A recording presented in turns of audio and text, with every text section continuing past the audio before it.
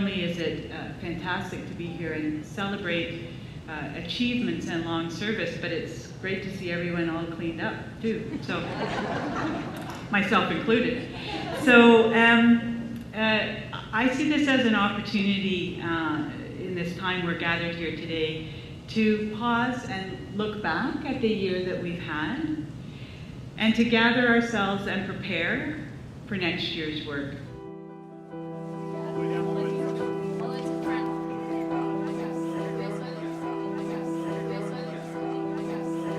I know someone in my personal life who has made suicidal comments or has hurt themselves on purpose. Please stand up.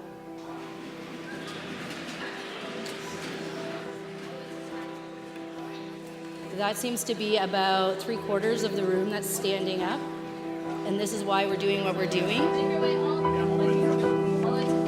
As future builders, we know that any construction project requires a team. So as we recognize people today, we know that what we've created is a foundation for building on the future. Every time we work with a child and youth, we have the opportunity to help them reach a future that's better than where they find themselves right now. And it's hard to think of many jobs that are a lot more important than that. I want to thank all of you at Kinark for your direct supports to children and their families, for your caring, helping, and healing, your focus on supporting youth as they transition to independence, and efforts to reduce stigma in our broader communities. In grade 8, it got so severe that I was beaten by 13 kids in one recess, and I suffered from a major depression. 13 kids kicking, pushing me around. So I tried to get up, they pushed me back down, kicking, punching. I thought death was the only way out, to make a message to them that what they did was wrong.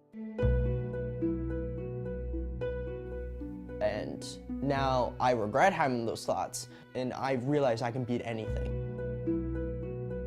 You feel so numb sometimes, but so angry and upset at the same time. It's like you feel all the negative things, but you can't feel anything positive, and so you reach to something physical. Kinark had placed a counselor in the guidance office, and she became my hope. I call her a guardian angel. Two people walk together for a long time. They learn from each other. What I learned from Jessica is that the state of our mental health does not define who we are. It's just a part of us, not all of us. It does not define or limit us. It does not impede our hopes and dreams. I stand in awe today of this amazing, beautiful young woman and other young people like her who have learned to embrace and manage their mental health and not allow it to label or to restrict them. On behalf of the Kinark Board and all Kinark staff, we're pleased to present each of you with Kinark's highest honor, the Chair's Award. Jacob and Jessica, could you please come forward and accept your awards?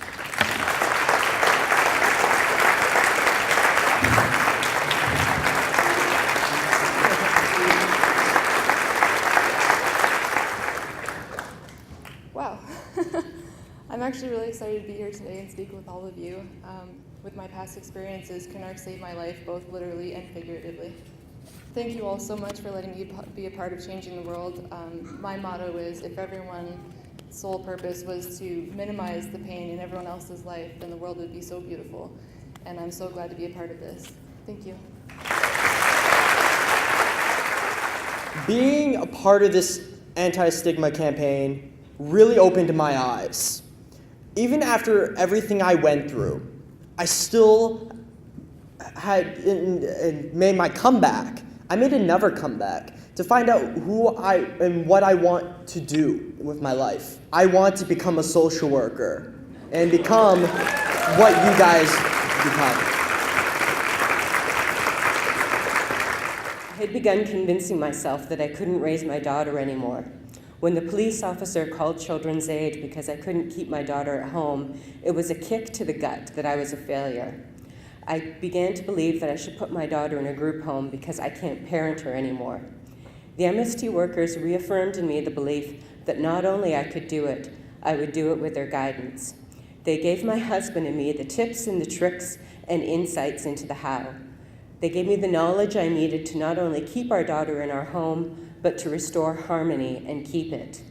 Our daughter's doing well. When we have challenges, we have tools to deal with them together. This is one parent's story. Thank you.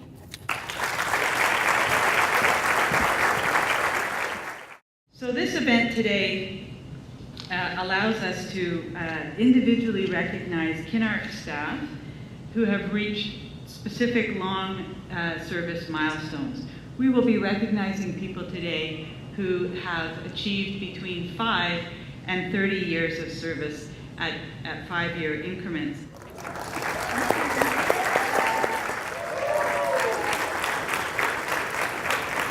And Mark Wilkins would join us back up on the stage. When they start giving back to the community, they start growing inside. It's like a light goes off for them, and they become invested again. And when they become invested in what's going on outside, you know, with something as simple as planting flowers, they become invested in themselves again. We've been fortunate enough to have the word spread about the campaign through different media coverage, including television stations like Rogers Cable TV and Chex TV in Peterborough. And there have been postings and articles on several websites. And last but not least, we had 4 CDC radio interviews with not only Jacob and Jessica, but also with Kinark's very own Vicki Dickinson.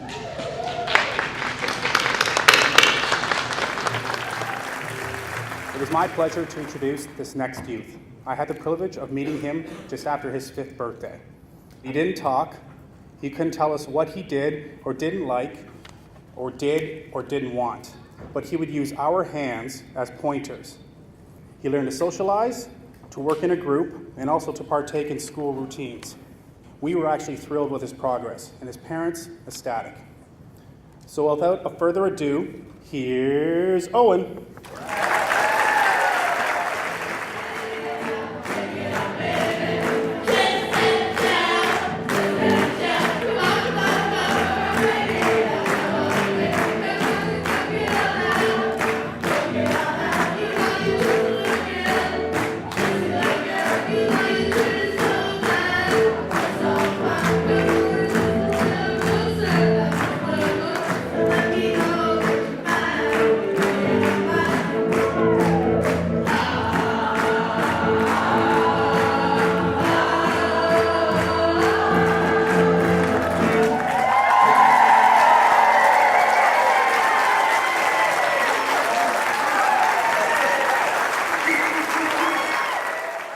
As long as they're trying, they're on their journey, and that's what they've taught me. They've taught me that you keep on going even when it gets tough.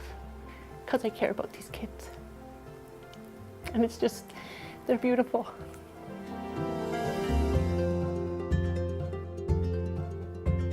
If you can't fly, then run. If you can't walk, then crawl. But whatever you do, you have to keep moving forward. We look forward to moving forward with all of you, and thank you.